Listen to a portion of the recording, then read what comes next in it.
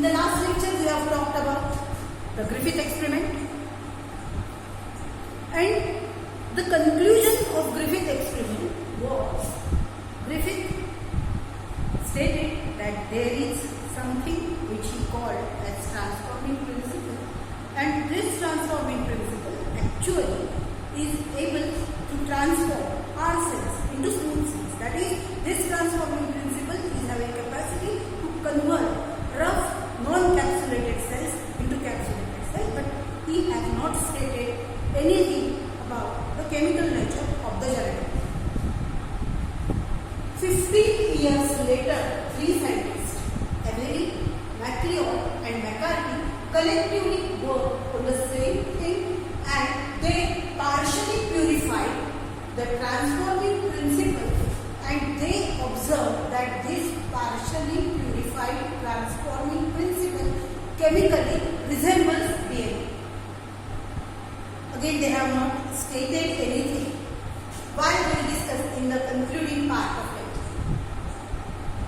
But they stated that this transforming principle resembles DNA.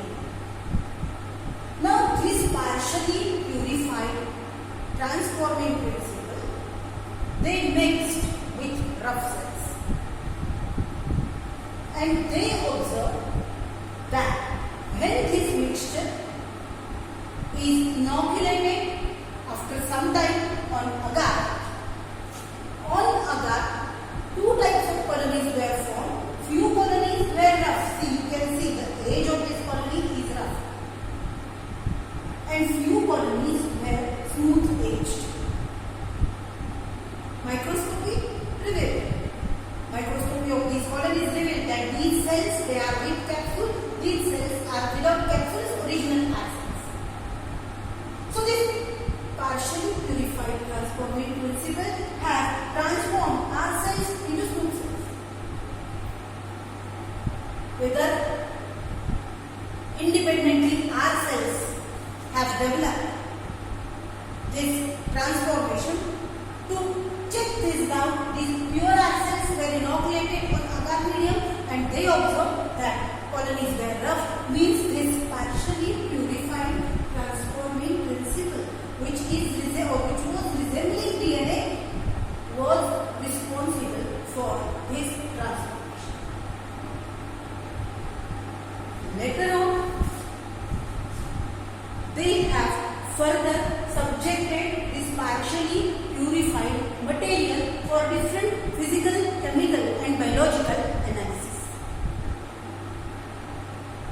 where they have tested this partially purified transforming principle for its chemical analysis. They observed that this partially purified substance was a highly viscous substance which is mainly consisting of DNA. Okay, so first thing, for the first time, they have chemically analyzed it and stated that the viscous substance, it is highly viscous substance, and this is resembling DNA. Secondly, the same purified extract, when they have studied, so in chemical analysis they have seen that it is DNA. In physical analysis they have seen that it is a viscous substance which is resembling DNA. But it was very difficult to state at that stage that the chemical material or the transforming principle is DNA and the genetic material DNA. It was not that much easy to state.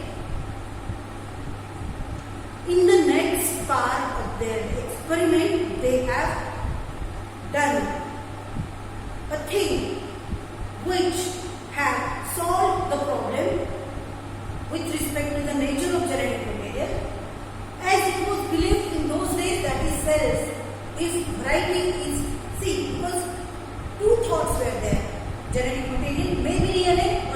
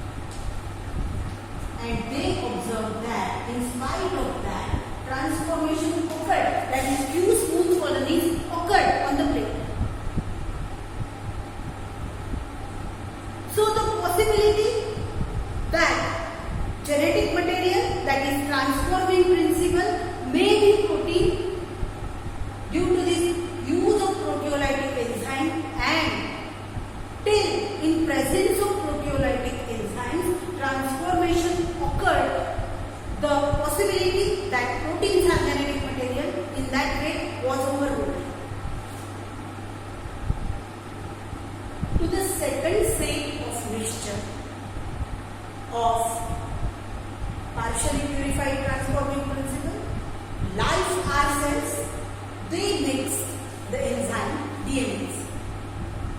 DNase is DNA depolymerizing enzyme which will break the free DNA into nucleotides, and this mixture was inoculated on medium, and the result they observed that now no smooth colony observed. All colonies they were R. That is, if in mixture DNase enzyme was added, the DNA depolymerizing enzyme, the enzyme which will destroy the free naked DNA from the mixture of transforming principle, if it is present, the transformation was not observed.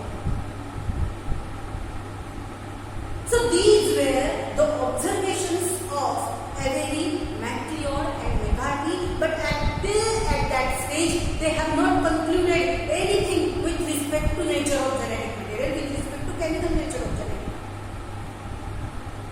What they have concluded in their final conclusions, they have stated that nucleic acids have biological specificity. Which type of nucleic acid? Not concluded. Nucleic acids have biological specificity, but its chemical basis is undetermined, is yet to determine. Its chemical specificity is not clear, its chemical basis is not clear, but DNA of every organism is having biological specificity. They have not concluded anything, or they have not stated specifically anything with respect to protein. Why? Because at that time proteins were of different types of proteins were isolated from different organisms. Variety of proteins was known. But unfortunately at that time structure of DNA was not known. DNA was considered as a tetranucleotide. And hence it was not easy to state that genetic material is here. So this is the Avery, McCarty and McCarty's experiment. The counterpart, the first part of this experiment definitely is Griffith's experiment.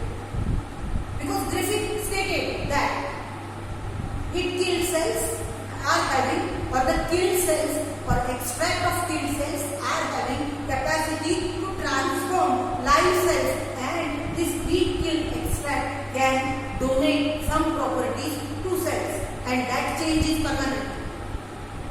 See, Avery McCarty repeatedly subcultured these smooth cells on the media, and they observed that colonies were smooth, that is, this change is permanent.